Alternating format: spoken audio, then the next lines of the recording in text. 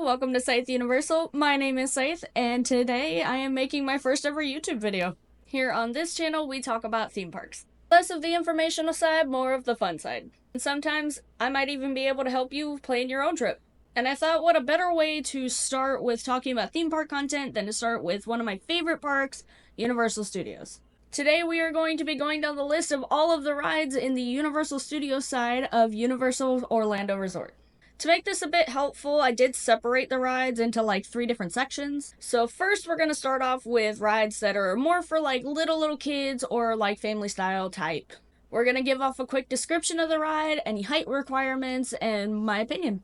The sections are going to go from little kids to teen/family to more adult oriented. Kicking off our little kids section is going to be Minion Mayhem. Minion Mayhem is obviously Minion based, it is Despicable Me. This is one of the first rides that you encounter along with the other Minion ride that we will be talking about next as soon as you walk into the park. Basically the best way to describe this ride, it is a 3D moving simulator. You will see a lot of those here. You get to embark on a fun journey through the laboratories under Gru's house while also being turned into a Minion. Fun thing about this ride is before it was Minion Mayhem, it was actually Jimmy Neutron. I never got to ride that one, but I personally think Minion Mayhem is fun enough. Another fun fact, apparently this ride used to be 3D, like they would give you 3D glasses. Also another thing that I didn't get to experience, but 3D glasses would kind of be cool. The minimum height requirement for this ride, you have to be 40 inches. Our next ride in the little kids section is literally right across the street from Minion Mayhem. VillainCon Minion Blast is one of the newest rides over at Universal Studios. When this ride came out, I bought a shirt, I bought wristbands, I got a hat, I got everything. I dressed up for the park. And then I went on the ride and I felt kind of stupid. VillainCon Minion Blast is a ride where you are going to the villain convention. Go inside, they give you a blaster that you can actually connect your phone to. They tell you stand on a circle and you basically stand on a moving conveyor belt while you shoot things that are all around you. I was very disappointed with this ride. Still kind of disappointed since the screen lags a lot when you ride it. But I will say, the theming is nice.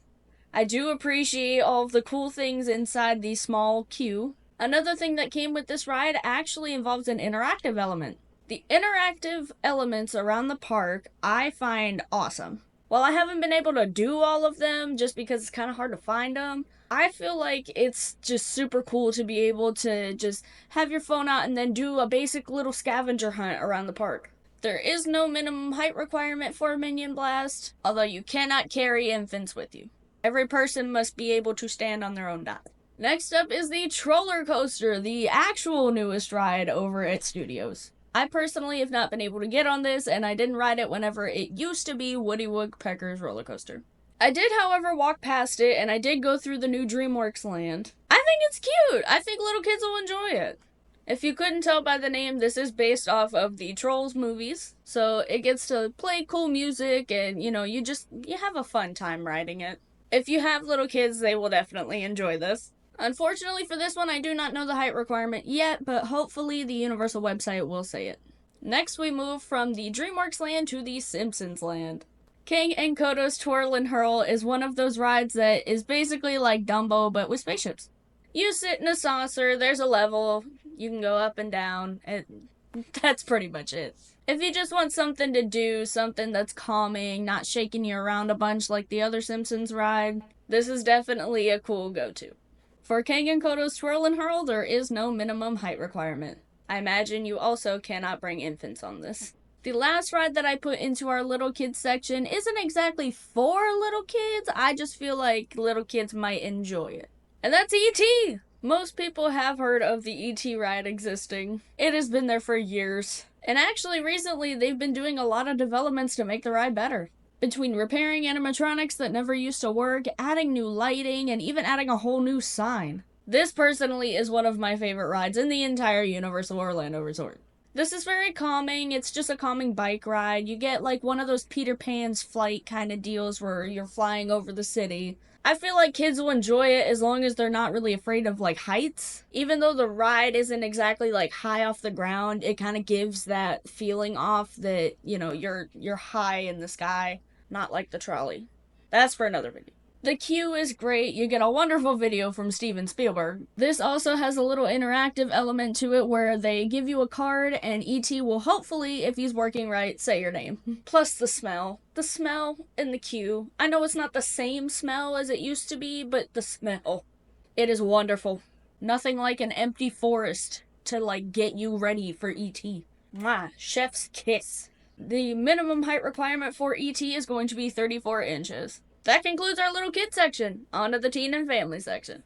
Now, the reason I'm calling this the teen and family section is because these are rides that I have seen kids go on very many times. It's just some kids might get shaken up a little bit too much. Our first ride in this section is going to be the Simpsons ride. This ride is also very fun. I love the theming. The big, like, crusty head that you get to walk in whenever you, like, go in the queue for it is great. And if you're a fan of The Simpsons, you will definitely like this ride. My only gripe about it is because it has been at the park for so long, they do need to do a little bit more refurb on it. This ride is very rough. Rough though, I still find it funny. The minimum height requirement for the Simpsons ride is going to be 40 inches. Next on our list, grab the Autobots because we're about to roll out. Transformers 3D. Also, another one of my favorite rides in this park. It actually used to be my favorite ride before another one came next. Transformers is very identical to the Spider-Man ride. If you have not been on that, then it's basically a motion simulator where you sit in a car, the car moves on a track throughout the ride, there's screens in front of you, they give you 3D glasses, shakes you around a lot, very fun. I know a lot of kids that have fun with this ride just because it's Transformers, they're right in front of you on the screen. Again, the only gripe that I have about this one too is kind of the same as Simpsons.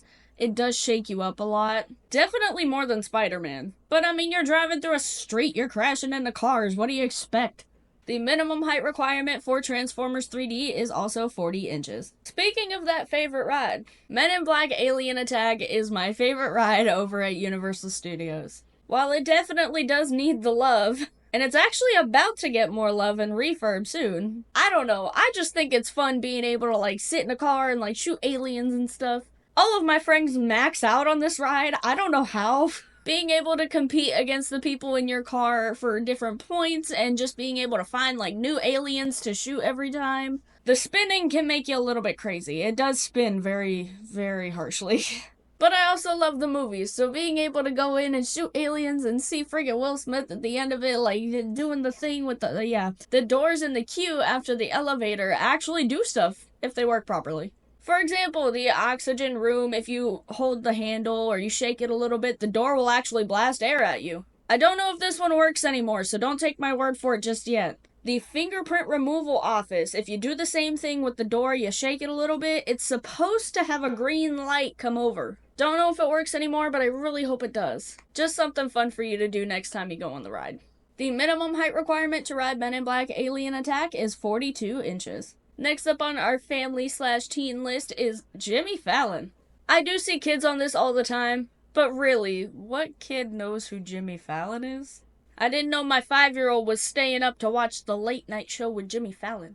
Obviously, I'm just joking. While this isn't something that I do every time that I'm there, I find it fun. The queue is honestly really fun. Sometimes the queue will actually have a quartet come out and it's live singing.